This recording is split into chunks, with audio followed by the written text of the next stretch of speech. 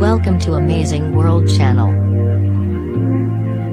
Theresa May will urge EU leaders to be imaginative and creative about a future trading deal with the UK as she maps out for the first time details of a proposed two-year transition deal.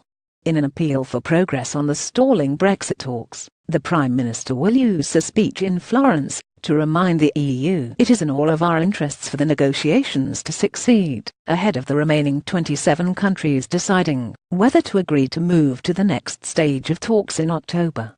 According to reports, May's proposed interim deal before quitting will include saying the UK is willing to pay £20 billion in ongoing contributions.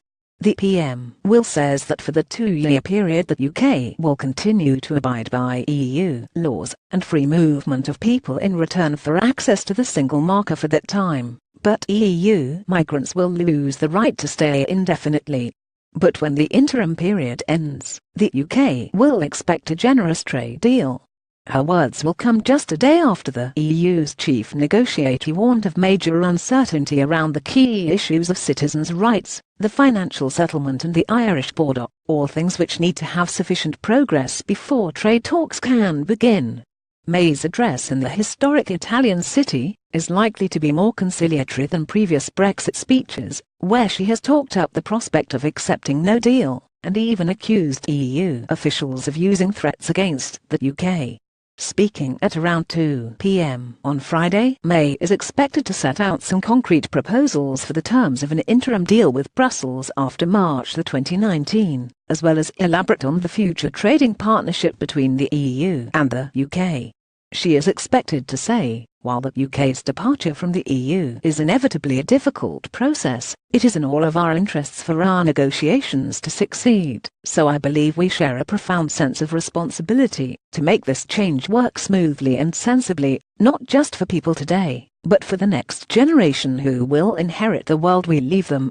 The eyes of the world are on us, but if we can be imaginative and creative about the way we establish this new relationship, I believe we can be optimistic about the future we can build for the United Kingdom and for the European Union. With the UK set to leave the EU in March 2019, the clock is ticking on securing a post-Brexit trade deal. If no agreement is reached, the UK would trade with the EU on World Trade Organization terms, adding an average of 5% on all goods. Specific sectors like food and agriculture would be hit by tariffs of 20% or more. The EU has indicated it will take 6 months for member states to sign off any deal, meaning there is only a year left for negotiations.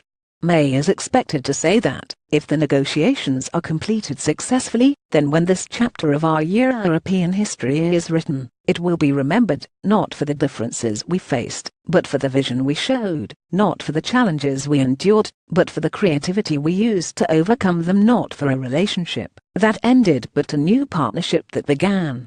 Tiziana Fabi via Getty Images. EU negotiator Michel Barnier at the Palazzo Chigi in Rome. No member of the EU's negotiating team is due to attend the speech, despite the bloc's chief negotiator Michel Barnier addressing Italian parliamentarians in Rome less than 24 hours before. Giving an update on the negotiations, Barnier said, "I'm wondering why, beyond the progress we've made on certain points, there is still today major uncertainty on each of the key issues of the first phase." On the divorce bill, Barnier was clear that the UK should stump up the cash for projects it signed off as a full member. "We want to provide, and we must provide, certainty for project managers working in Europe, such as in Italy and its regions, and in other continents, such as Africa, on the basis of the commitment of the 28. Linking a future trade deal with the financial settlement, he added, beyond money, this is a question of trust between the 27 and the United Kingdom, based on the respect of one's signature. And everyone knows that we will need this trust to create a solid relationship in the future." Negotiating teams from the UK and the EU will meet in Brussels on Monday to begin the next round of talks. Barnier will then update EU leaders at summit on October 19-20 on whether sufficient progress has been made on citizens' rights, the financial settlement and the Irish border, and if the talks can move on to the future trading relationship.